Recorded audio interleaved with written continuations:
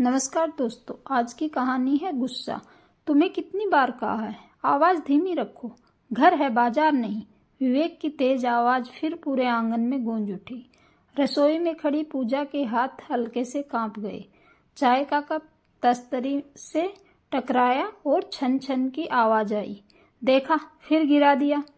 एक काम ढंग से नहीं होता तुमसे, विवेक दरवाजे पर खड़े खड़े बोला। पूजा ने कुछ नहीं कहा। उसने चुपचाप कप उठाया, कपड़े से पोंछा और गैस बंद कर दी। उसकी सास राधा देवी आंगन में तुलसी को पानी दे रही थी। उन्होंने धीमे से कहा, बेटा इतना गुस्सा ठीक नहीं। माँ, आप बीच में मत बोला कीजिए, मैं सुधार रहा हूँ इसे, विवेक ने झुंझलाकर जवाब दिया। पूजा के कानों में सुधार रहा हूँ शब्द हथौड़े की तरह लगे। शादी को 3 साल हो चुके थे। शुरुआत में विवेक ऐसा नहीं था। वह हंसता था, बातें करता था, छोटी छोटी चीजों की तारीफ करता था, पर धीरे धीरे उसका स्वभाव बदल गया। अब उसे हर छोटी बात में कमी दिखती थी। चाय में चीनी कम है, दाल में नमक ज्यादा, बर्तन की आवाज तेज, कदमों की चाल तेज, हंसी ज्यादा, सब कुछ गलत। और सबसे ज्यादा उसे पूजा की आवाज से शिकायत थी। धीमे बोलो, इतना जोर से क्यों बोलती हो, पड़ोसियों को सुनाना है क्या। पूजा धीरे धीरे सच में धीमी हो गई। अब वह धीरे बोलती, धीरे चलती, धीरे हंसती, जैसे घर में नहीं किसी लाइब्रेरी में रह रही हो। लेकिन विवेक का गुस्सा कम नहीं हुआ। एक दिन उसकी छोटी बहन नेहा मायके आई। उसने देखा कि पूजा हर काम चुपचाप करती है, आंखें नीचे रहती हैं और बात करते समय जैसे डरती हो। रात को नेहा ने माँ से पूछा, भाभी इतनी चुप क्यों रहती हैं। राधा देवी ने गहरी सांस ली। बेटा, विवेक हर बात पर डांट देता है, लड़की बोलना ही भूल गई है। नेहा चुप हो गई। अगले दिन बड़ी बहन सुमन भी आई। दोनों बहनों ने मिलकर सब ध्यान से देखना शुरू किया। सुबह पूजा ने बस इतना कहा, नेहा चाय लोगी। इतना कहते ही विवेक बोला, धीरे बोलो, सुबह सुबह कान फोड़ दिए। नेहा ने चौंक कर भाई को देखा।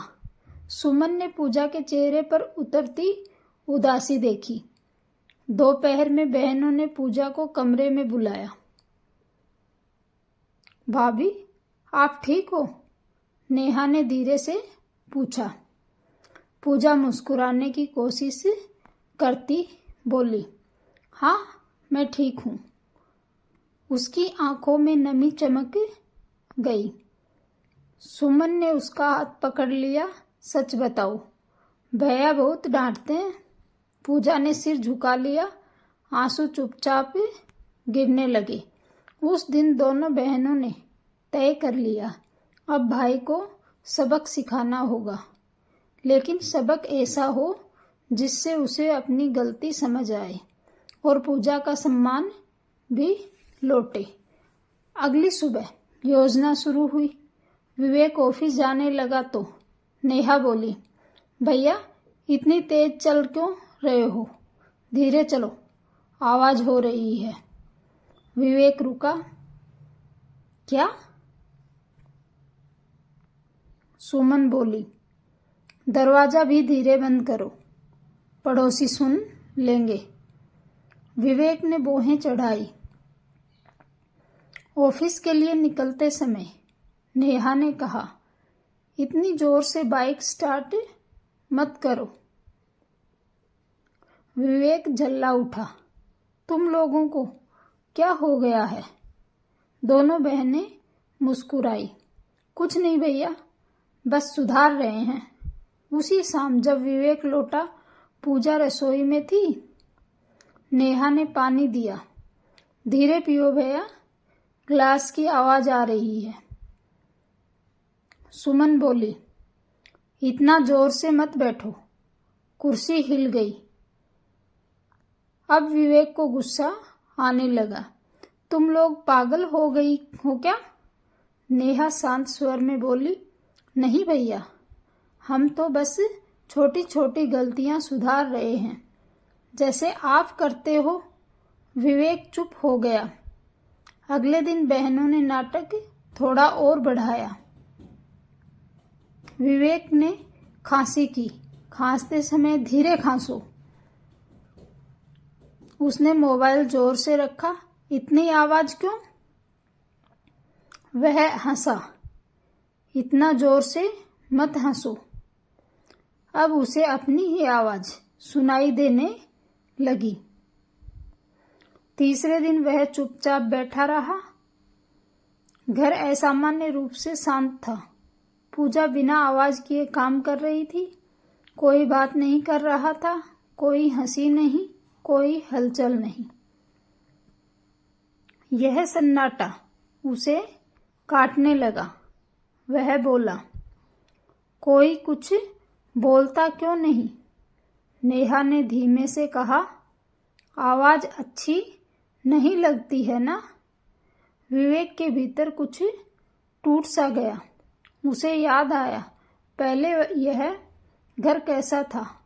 पूजा की खिलखिलाहट, माँ की आवाज, बहनों की चुहल, और अब शांति नहीं, सन्नाटा। उस रात वह देर तक जागता रहा।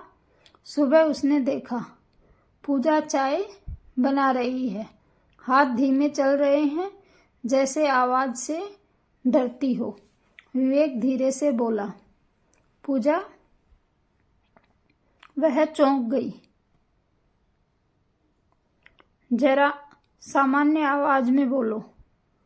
पूजा ने उसकी ओर देखा। आंखों में अविश्वास था।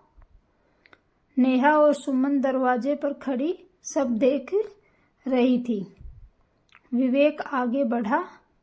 उसने धीमे स्वर में कहा, मुझे माफ कर दो, मैंने तुम्हें डराकर रख दिया।